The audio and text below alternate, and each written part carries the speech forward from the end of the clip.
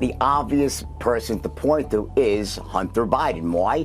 Because the action, like what people aren't focused on is why would someone take it out of their pocket and leave it somewhere? The answer is because when you're in that mindset of an addict, you want to have like little drop points so you can kind of sneak in, take a quick hit, leave it there for safekeeping, and come back. So it was being stored somewhere. In other words, you could easily keep it in your pocket, get in and out without getting detected. So the person that put it there had to be there on a consistent basis to keep using it undetected. Well, in a twisted turn of events, Jesse Waters was joined by the original Wolf of Wall Street, Jordan Belfort. We know him because Leonardo DiCaprio played him in the hit 2013 movie about the hotshot stockbroker who cheats in more ways than one. But as a cocaine addict in recovery, he joined Fox News to weigh in on the fact that a bag of the illegal substance was found inside the White House a few weeks ago. For an illegal drug to be found inside the most protected building in the country is one thing, but the fact the Secret Service found no leads, evidence or suspects in their investigation is another. The bag was found inside a cubbyhole near the Situation Room, which is off the lobby of a lower-level West Wing entrance. This is a highly trafficked area of the White House, a spot of which officials usually store their phones during meetings. But with cameras everywhere and a team of trained Secret Service, the Biden administration has copped backlash for not taking this seriously enough and for not investigating until a suspect is found. All eyes have been on Hunter Biden, Joe Biden's son, who has had a public drug addiction for years. While he is in recovery now and said to be clean, Biden administration critics still think that he should at least have been interviewed. But you're saying if you're an addict, you don't like to have it on you all the time. You like to maybe keep it in a little spot. You will sometimes have it on you. You'll have it in one spot that's not detected by cameras. So the person had to know where the cameras weren't looking, right? So that's the first thing. He'll probably have 2, 3, 4 different little drop spots that he could just sneak in, or she could sneak in, take a quick hit or two, and there you go.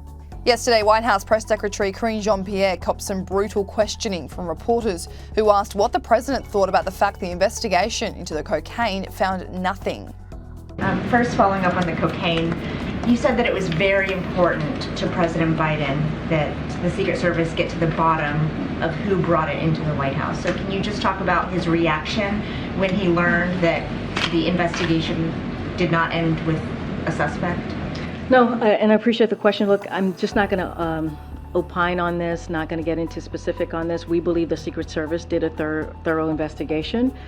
We've been briefed of the outcome.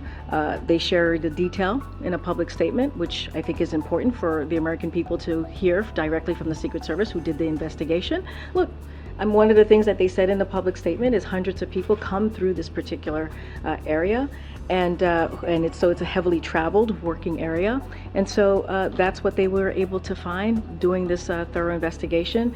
And so, especially during that weekend, we think about Friday, that Saturday, and that Sunday, and also that I believe that Monday, that weekend, I should just say, that it was heavily traveled. A Fox News reporter today questioned a few Democrats on the failed cocaine investigation. I wanted to know if you have concerns that there was an illicit substance brought to the White House and no one seems to be able to find out whose it was. I'm concerned always about illicit substances. No harm, no foul, and we move on. We need to do an investigation. If there's an illegal drug, find who. They're ending their investigation, though. Is that a problem? I think that, I'm sorry, I'm just not up on the details. There's thousands of people who go in and out of the White House. If you all want to be strip searched, for substances before you go into the White House, that's something that, you should work with the Secret Service to see if they can accommodate.